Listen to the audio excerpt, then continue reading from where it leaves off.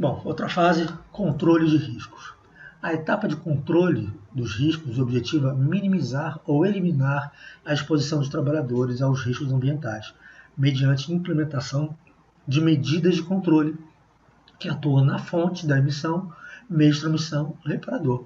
É a gente controlar tudo aquilo que a gente identificou antes. Nós identificamos, nós medimos, agora nós vamos controlar. Nós vamos fazer por onde diminuir aquele risco que o trabalhador está exposto. Seja controlar aonde ela está sendo emitida, pelo meio de transmissor ou diretamente no trabalhador.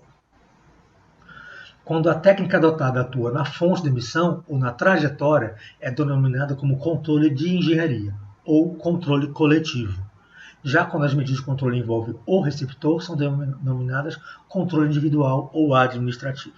Então, a gente pode controlar na fonte e na transmissão ou no trabalhador. Na fonte da transmissão é de engenharia, no trabalhador é individual ou administrativo.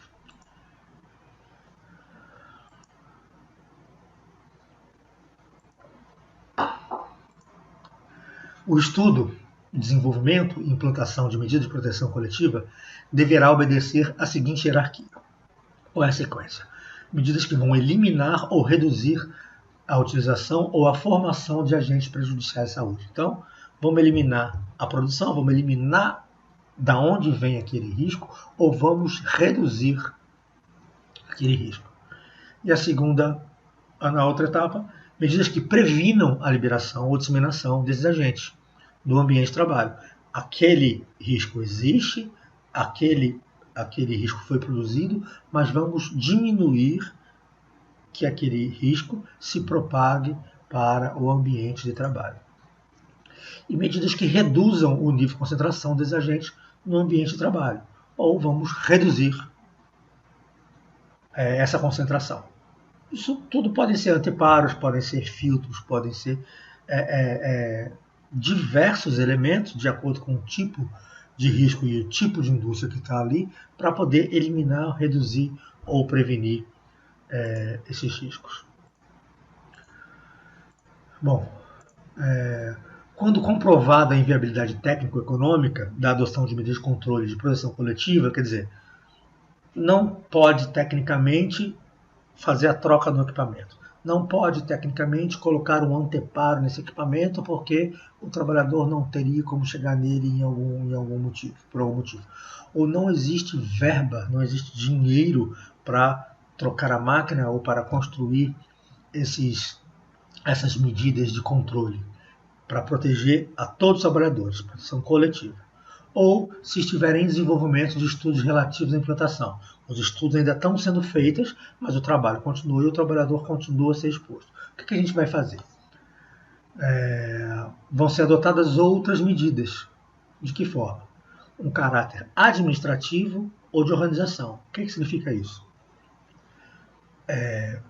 Fazer um rodízio de horas do funcionário, diminuir a exposição dele, se trabalhar 8 horas naquele local, bota ele trabalhando metade do tempo naquele local e outra metade em outro, e um outro trabalhador fazendo esse revezamento. Isso enquanto está sendo desenvolvido os estudos e os serviços para diminuir o risco. E utilizar equipamento de proteção individual. É um dispositivo, um produto de uso individual usado pelo trabalhador, destinado à proteção de riscos suscetíveis. Perdão.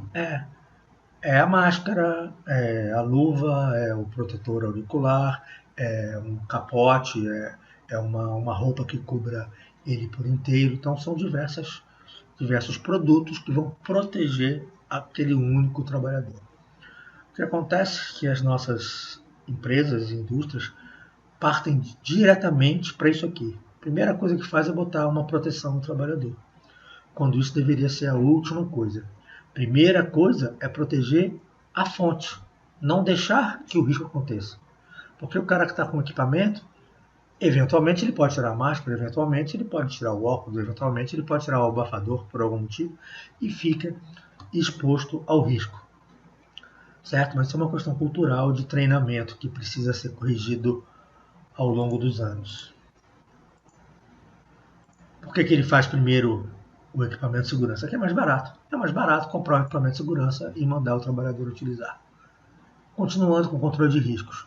Nesse ponto, cabe discutir alguns preceitos sobre as classificações das doenças geradas no ambiente laboral.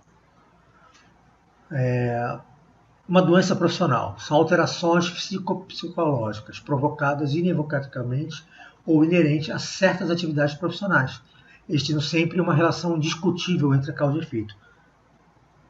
O trabalhador está com essa doença porque foi exposto a esse risco, uma doença profissional. Existe um nexo causal aí. Por exemplo, silicose por obreiro. Silicose é doença causada pelo amianto. Cataratas, soltador. O cara solda, tem aquela luz branca forte, dá um problema na vista e provoca catarata. Então, a doença está relacionada claramente ao risco que ele é exposto. Uma doença do trabalho já é uma infecção que nem sempre está relacionada ao trabalho. Por exemplo, pode aparecer varizes, porque trabalha muitas horas em pé, pode aparecer hérnias ou problemas de coluna por questões de posição do trabalho, ou que carregou um peso maior, ou uma digitação, ou aparece uma lesão em tendões. Então, isso pode ser do trabalho, mas pode ser também alguma outra coisa precedente da vida dele, ou atividades pessoais dele que também se confrontam com esse tipo de trabalho e que, somando, acabou tendo um problema. Tá? Tem um exemplo de uma ação judicial. Um trabalhador acionou a empresa porque estava exposto ao ruído muito alto e alegou que tinha perdido a audição.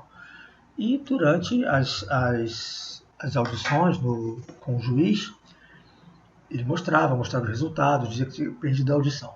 A empresa mandou um detetive, né, uma pessoa, ver o dia a dia desse trabalhador, porque a empresa protegia o trabalhador, deu treinamento, deu abafador, tinha as proteções necessárias, né, e foi avaliar o dia a dia dele. E descobriram que ele, nos finais de semana, frequentava baile funk, etc.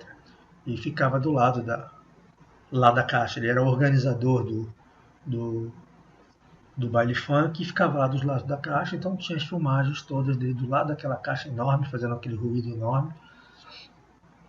E ele acabou perdendo a ação porque a empresa comprovou que dava o treinamento, comprovou que dava os equipamentos, comprovou que ele participava dos treinamentos, mostrou as fotos de todos os outros funcionários, como se comportavam, e mostrou o vídeo dele frequentando o baile funk. Então não adianta a empresa fazer toda a proteção se no dia a dia da pessoa ela não se protege. Tá? Então, continuando, podem existir fatores predisponentes que nem sempre são detectados nos exames admissionais, nem sempre são provocados pelo trabalho desenvolvido. Ok? Continuando o controle de riscos, a partir de um olhar sobre a legislação, aqui 8.213, lá de 91, ela diz, na sua descrição, em que uma doença profissional é a produzida ou desencadeada pelo exercício do trabalho peculiar em determinada atividade e constante da respectiva relação elaborada pelo Ministério do Trabalho e da Previdência Social. E a doença do trabalho é produzida ou desencadeada em função de condições especiais em que o trabalho é realizado e com ele se relacione diretamente. Tá? As fases descritas serão identificadas e sua atuação sobre os efeitos ambientais devem ser efetivas. Não podemos esquecer a extensão dos objetivos da prevenção de enfermidades para a proteção da saúde e, principalmente, a consideração dos cidadãos da comunidade, além dos trabalhadores. Então, de novo, aqui a gente falando sobre os cidadãos da comunidade.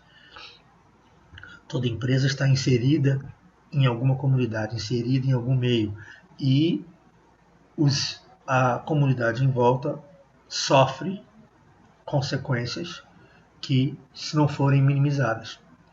Pode ser uma simples coisa como o trânsito. uma logística, caminhões entrando e saindo, causa vibração no solo, descarga de gases, ruído dos caminhões, podem ser coisas mínimas, mas também afeta ao dia a dia da sua vizinhança. Atuações preventivas. Conciliar o esforço mental que exige o trabalhador em seu posto seja adaptado às suas atividades, necessidades e limitações anatômicas, fisiológicas e psicológicas. Então, o ponto de trabalho tem que ser adaptado ao trabalhador, não ao contrário, certo? Não ao contrário. Você adapta o posto ao trabalhador. Cada um de nós tem diversas necessidades, limitações anatômicas, tamanho, peso, força, certo? Questões psicológicas. Então, essa adaptação precisa ser dada ao trabalhador. Adotar medidas a fim de proteger as pessoas que sejam vulneráveis às condições prejudiciais do meio laboral. Então, as pessoas que estão ali, que são vulneráveis. Então, elas têm que ser protegidas. Identificar e corrigir condições de trabalho que podem deteriorar a saúde do trabalhador, a fim de que não altere seu índice de morbilidade em relação à população. Então, o trabalhador, tudo que a gente vê aí é em função da proteção do trabalhador. A atuação preventiva, sempre visando o bem-estar do trabalhador. Educar os trabalhadores da empresa com respeito ao cumprimento de suas obrigações. Então, a empresa vai, planeja, contrata, treina, dá as condições ideais, faz as proteções, entrega os equipamentos de proteção, mas o trabalhador não cumpre essas normas. Ele não segue as orientações. Então, esse trabalhador passa a não servir mais para a empresa. Inclusive, na segurança do trabalho, o descumprimento das regras de segurança do trabalho dá suspensão, pode dar suspensão sem recebimento, significa suspende o trabalhador por 1, 2, 3 dias e ele perde aqueles dias sem trabalho. Outra demissão por justa causa. Né? Então ele insistiu num erro ou algo muito grave que afeta a sua saúde e a saúde dos seus colegas de trabalho, ele pode ser demitido por justa causa. E aí, como atuar? Reconhecendo os fatores, né? A gente vem falando isso durante as aulas, que influenciam sobre a saúde dos trabalhadores, procurar conhecer os produtos. Então, métodos, processos das instalações. Então, se você vai em alguma instalação industrial, você precisa conhecer os produtos que ali são manuseados. Quais são os métodos que eles utilizam? Pode ser queima, pode ser pressão, pode ser atrito, pode ser produções diversas. Né? Como que as instalações funcionam? Você precisa conhecer aquilo para poder entender quais são os riscos que o trabalhador possa estar exposto. Avaliar esses riscos através da organização das condições ambientais e sua comparação com padrões médios ou permissíveis. Então você identificou aqueles riscos, você avaliou e vamos fazer uma comparação com o que é permitido. Até quanto que pode? Como que pode? Para poder você ter base de intervenção. E aí vem a intervenção, controle dos riscos de acordo com os dados obtidos nas fases anteriores. Então a gente reconheceu, a gente avaliou, entendeu e agora devemos controlar.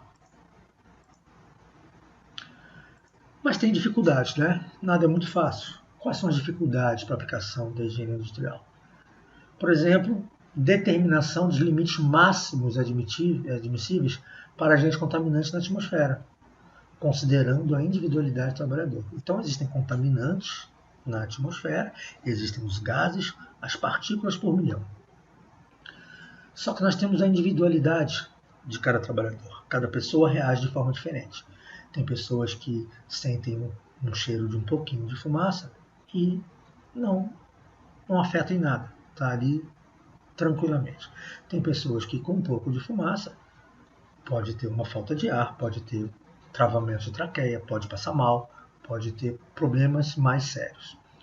Então, esse agente contaminante, esses gases, vão influenciam de forma diferente em cada pessoa.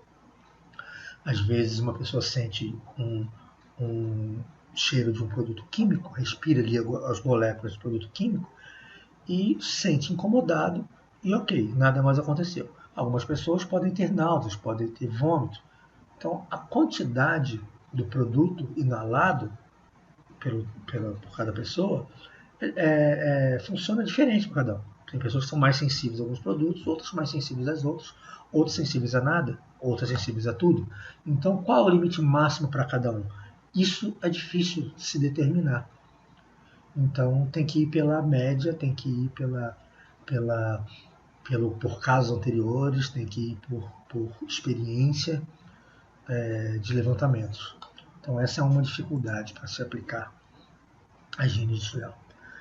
Também a realização de uma edição com uma representatividade adequada em relação ao tempo, ao espaço e à precisão. Nós vamos medir. Isso é adequado? A quantidade? Medir uma vez é adequado? 5 vezes é adequado? 10 vezes é adequado? Medir um dia na semana é adequado? Medir todos os dias da semana? Ao mês? Ao ano? Como? Qual é a precisão? Que tempo que a gente tem nisso daí? Como que isso vai funcionar? Por que isso tudo ao tempo? Às vezes você mede um fator que pode ser naquele ambiente, que possa ser o calor. Se você vai num dia que o tempo está ventando e chovendo, não vai ter um calor efetivo, vai estar com a temperatura um pouco menor, certo? Se for em épocas do ano diferentes, se for no outono, se for na primavera, se for no inverno, se for no verão, os resultados de umidade, os resultados de temperatura vão ser diferentes. Então, essa medição de forma adequada vai depender da quantidade de amostras e o tempo que você tem para fazer essa análise. Tá ok? Limitação de recursos financeiros para adoção de medidas de controle.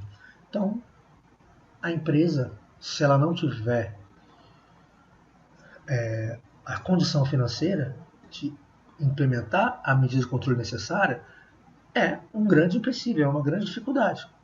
Muitas vezes, olha, não temos o dinheiro para se fazer essa intervenção. Vamos colocar os equipamentos de proteção individual.